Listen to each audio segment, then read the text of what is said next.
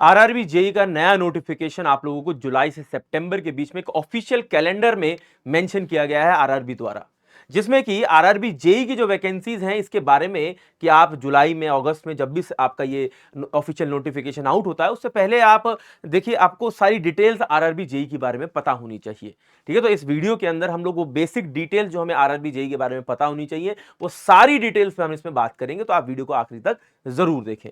देखिए, सबसे पहले मैं बता देता हूं कि वीडियो देखने के बाद भी अगर आपको लगता है कि आपको कोई डाउट रह गया, आपके मन में कोई बात रह गई है, तो मैं एक फॉर्म इसके साथ अटैच कर रहा हूं वीडियो के साथ, वीडियो के डिस्क्रिप्शन में और उसके कमेंट सेक्शन के अंदर आप उस फॉर्म में अपना क्वेश्चन जरूर लिख दें, ताकि जो भी उसके ऊपर बेस्ट सूटेबल आंसर हो सकता है वो मैं आप लोगों तक वीडियो के माध्यम से या फिर कमेंट्स के माध्यम से पहुंचा सकूं।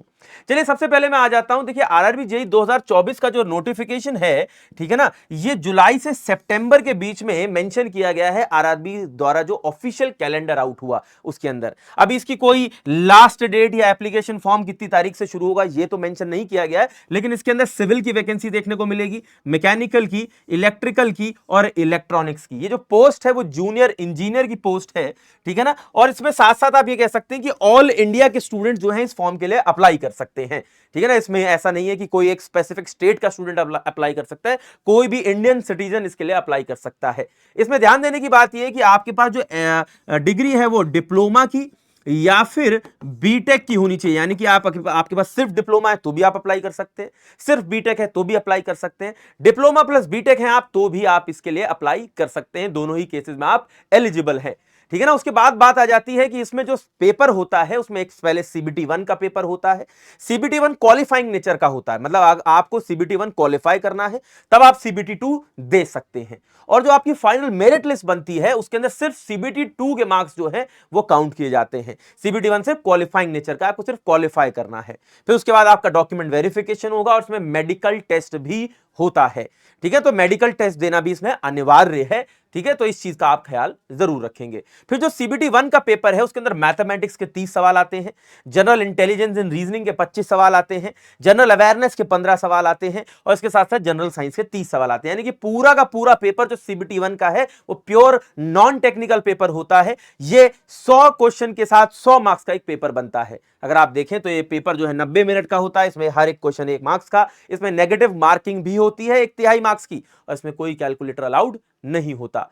उसके साथ साथ अगर मैं आरआरबी के जो दूसरा पेपर जिसको हम सीबीटी 2 कहते हैं, अगर आप सीबीटी 1 क्लियर कर लेते हैं तो सीबीटी 1 क्लियर करने के बाद, ठीक है ना, जैसे ही आप इसको क्वालिफाई करेंगे आपको एडमिट कार्ड दिया जाएगा सीबीटी 2 का, ठीक है। तो सीबीटी 2 है, सीबीटी 2 को आपको अच्छा स्कोर करना है। सीबीटी 2 के अंदर 150 सवाल होते हैं, जिसमें से कि जनरल अवेयरनेस के 15 सवाल, फिजिक्स एंड केमिस्ट्री के 15 सवाल, कंप्यूटर के 10 सवाल, इन्वायरमेंट एंड पोल्यूशन के 10 सवाल और टेक्निकल एबिलिटी, यानी कि आप सिविल से भर रहे हैं अगर फॉर्म तो सिविल के 100 सवाल, या मैकेनिकल से भर रहे हैं या जिस भी रिस्पेक्टिव ब्रांच से आप फॉर्म भर रहे हैं उसके 100 सवाल होंगे। तो टोटल बनते हैं आपके 150 सवाल। यह पेपर 2 घंटे का होता है, ठीक है ना। 2 घंटे के साथ साथ इसमें भी नेगेटिव मार्किंग होती है 1/3 मार्क्स की, ठीक है। तो इस पिछला पेपर जो था वो 90 मिनट का था, ठीक है ना, यानी कि 1.5 घंटे का, लेकिन ये 2 घंटे का पेपर क्योंकि इसमें सवाल भी 150 है, 100 सवाल नहीं है, ठीक है। अब इसमें बात आ जाती है कि अगर आप इसको भी क्वालिफाई कर लेते हैं तो डीवी देना पड़ेगा।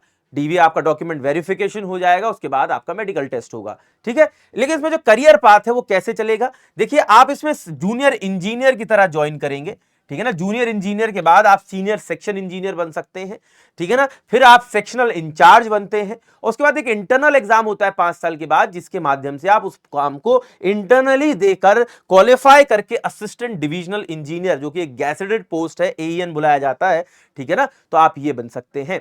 और सिमिलरली आपका जो पाथ है ये इस फॉर्म में इंक्रीज करता रहता है। तो आपको जो ज्वाइन करना होगा आरआरबी जेई के थ्रू, आप जूनियर इंजीनियर की पोस्ट में ज्वाइन करेंगे।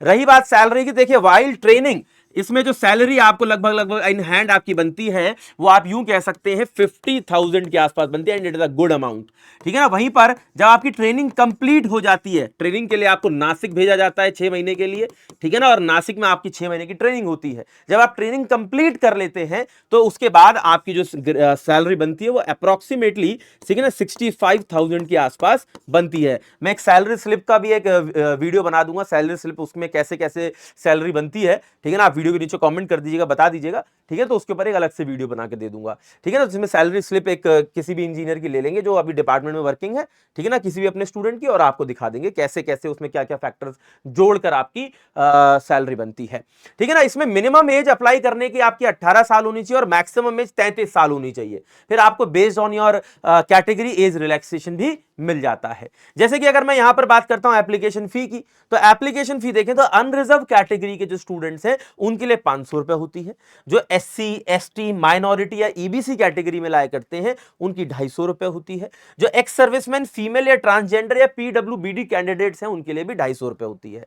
ध्यान देने की बात यह है कि जो एससी, एसटी और ये क्या कहते हैं ईबीसी, माइनॉरिटी, ये सब कैटेगरी में लाए करते हैं, ठीक है ना, इनकी जो 250 रुपए फी है, अगर आप सीबीटी 1 का पेपर देकर आते हैं तो सीबीटी 1 का पेपर देने के बाद आपके 250 रुपए रिफंड हो जाते हैं, ठीक है ना। यदि अगर आप ये पेपर नहीं देने जाते हैं तो ये 250 रुपए आपको रिफंडेबल नहीं होंगे, ठीक है। तो ये चीज आपको ध्यान रखनी है, ठीक है। अभी भी आपके मन में बेसिक, देखिए जितनी भी बेसिक इंफॉर्मेशन थी एज क्राइटेरिया से लेकर कि जितनी भी बातें होनी चाहिए वो आपको बता दी गई है, लेकिन फिर भी आपके मन में जितने भी सवाल आरआरबी को लेकर हो सकते हैं वो सारे सवाल मैं चाहूंगा नीचे दिए गए फॉर्म के अंदर आप जरूर लिख दें, ताकि आपके सवाल हमें पता चल सके और उनका उत्तर हम आपको जल्द से जल्द पहुंचा सकें, ठीक है ना। और कोशिश करिए वीडियो को लाइक करिए, कमेंट सेक्शन के अंदर आप चाहें तो अपनी बातें लिख सकते हैं और चैनल को सब्सक्राइब जरूर कर लें। इसके साथ साथ एक इंपॉर्टेंट बात, आरआरबी जेई का जो नया बैच है वो 28 जून से शुरू हो रहा है,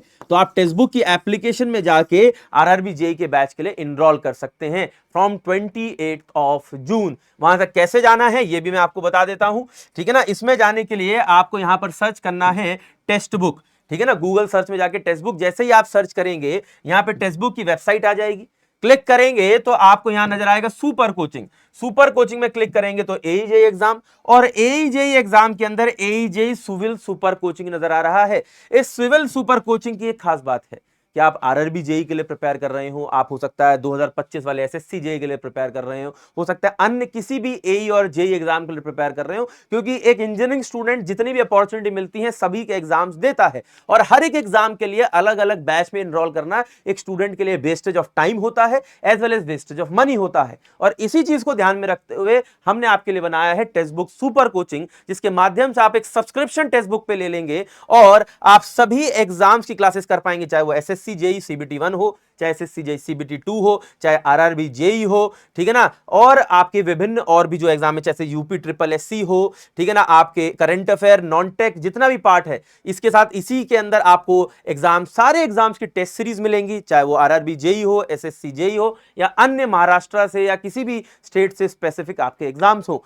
ठीक है ना। इसी के साथ आपको एसएससी जेई से related previous year question book मिलेगी। इसी के साथ आप लोगों को नोट्स मिलेंगे, चाहे वो नॉन टेक्निकल पार्ट हो आपका, चाहे वो टेक्निकल पार्ट हो। और ये जो पूरा का पूरा आपको सब्सक्रिप्शन मिलता है 6 मंथ्स का subscription with book, with test series and with notes मिलता है 4769 रुपीज। इसको भी चाहे तो आप रिड्यूस कर सकते हैं, यहां पर अप्लाई कूपन में आप मेरा नाम लिखकर रिड्यूस कर सकते हैं। आप लिख सकते हैं शुभम सर, तो शुभम सर जैसे ही आप यहां पर लिखेंगे and this will reduce to 4428 rupees, ठीक है ना। हाईली रिकमेंड रहेगा कि आप 1 साल का सब्सक्रिप्शन लें, क्योंकि आप मल्टीपल एग्जाम्स देते हैं और यहां 4428 रुपीज है 6 मंथ्स का सब्सक्रिप्शन, बट 1 साल जो कि 6 महीने ज्यादा हो गए 5533 रुपीज, अप्रॉक्सीमेटली चेंज 1000 रुपए का है, लेकिन जो यहां पे सब्सक्रिप्शन बढ़ जाता है वो सीधे सीधे 6 महीने के लिए बढ़ जाता है। तो ये पूरी की पूरी रणनीति आप कैसे प्रिपेयर कर सकते हैं, क्यों प्रिपेयर कर सकते हैं, कितना पढ़ना है, क्या पढ़ना है, ये सब टेक्स्ट बुक सुपर कोचिंग और उनके टीचर्स हैंडल कर लेंगे। आपका फिर टास्क रह जाएगा सिर्फ और सिर्फ उसे फॉलो करना, जिसके माध्यम से आप एग्जाम में बेहतर कर सकते हैं और इस एग्जाम को कम समय में क्रैक कर सकते हैं। धन्यवाद।